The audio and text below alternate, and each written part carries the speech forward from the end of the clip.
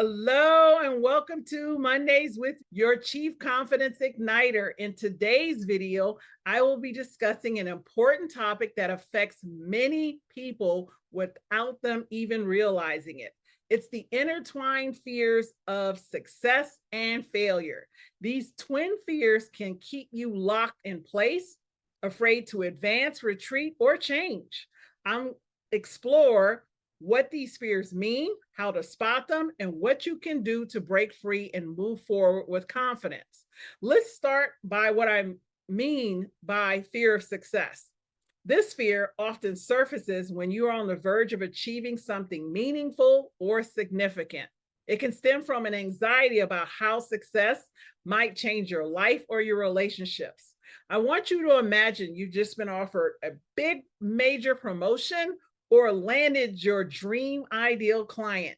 Instead of feeling excited, you feel panic, overwhelmed, or the increased responsibility or the changes that is going to cause you in your life. Now I want you to consider the fear of failure. This fear typically prevents you from taking the first step, any action at all. It's rooted in the dread of not meeting expectations, facing rejection, or being criticized. Picture a gifted and talented writer who never submits their work to a publisher, or never posts a blog, or never puts their content out for other people to read. The fear of rejection. Recognizing these fears can be tricky, as they often manifest through various behaviors like procrastination and avoidance of tasks when success is approaching, lack of motivation or feeling overwhelmed by any minor changes, and perfectionism that prevents you from completing or submitting tasks. All of these are red flags and signs to take action. They indicate that the fear is at play in taking over your life and your view of how you see yourself and your. I'm also going to share with you a couple of some facts. Studies indicate that nearly 40% of people avoid taking on new challenges due to fear, and that about 50% of people admit to sabotaging their own success due to fear, and over 70% of people will experience at least one episode of imposter syndrome in their life. That's incredible. So that tells you you're not alone. This is happening to almost everyone. However, when you're feeling imposter, the fear of failure or success keep you isolated, thinking you're the only one. A couple of key highlights here. One, understanding the fears. Recognize that the fear of success and fear of failure stems from similar emotional concerns or triggers that will equally hinder you in both your personal and professional life. They come from the same place and are rooted in childhood. Highlight number two, identify these key behaviors and thoughts that are influencing your decisions, like perfectionism, procrastination, and self-doubt.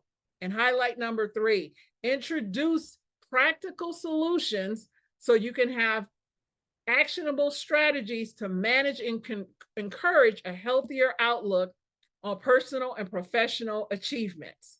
These are all powerful and they take time. It's the consistent, persistent efforts that will deliver your desired confident outcomes. Something you can immediately implement today, a practical step that you can start with to reframe how you view failure and success. I want you to begin by setting a small, daily, achievable goal. Nothing big. If you're in sales, what's one phone call? And it doesn't have to be the white whale. Who's somebody that you needed to call back, right? If you're at work, who's somebody that you can talk to and ask for assistance with something that you hadn't done that you always wanted to do? So find a task that you can do where you can just reach out and you're going to, so the goal is that it's achievable and it's not going to lock you into fear. You might just be hesitating on it.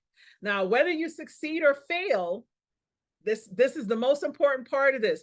Whether you do the task or not, take time at the end of each day, get a journal, put it by your bed, Put it on your coffee table somewhere, set a timer on your phone, lock in this time each day that you reflect on what you learn from the experience rather than the outcome. So instead of saying that you won or you lost or you failed or succeeded, what did you learn? What did you experience about how you felt, how you engaged with the other people, what you were thinking about yourself? What did you learn about yourself in the undertaking of that task is the most important thing. This daily shift in perspective will encourage a growth mindset. So instead of having the fixed mindset that you fail or lose, the growth mindset is, oh, I get to learn about myself. I get to understand about my emotions and my triggers, what I will and won't do, what I'm saying to myself, and how I can say better things to myself, right? So this will diminish the weight of the fear when you start to look at what you learn versus the right or wrong. So understanding and managing your fears of success and failure are crucial to personal growth and satisfaction. By identifying these signs and implementing little things like reframing your experiences on a daily basis, you begin to dissolve and diminish this fear and start to open up paths and opportunities for a more empowered and proactive living. I want to thank you for watching Mondays with Meshell. If this video has helped you to see something new, please like, share, comment, and subscribe for more insights and contents. So let's break these chains together and step confidently towards our goals, dreams, and the things that we believe. Thank you for tuning in to Mondays with Meshell, and I'll see you next week.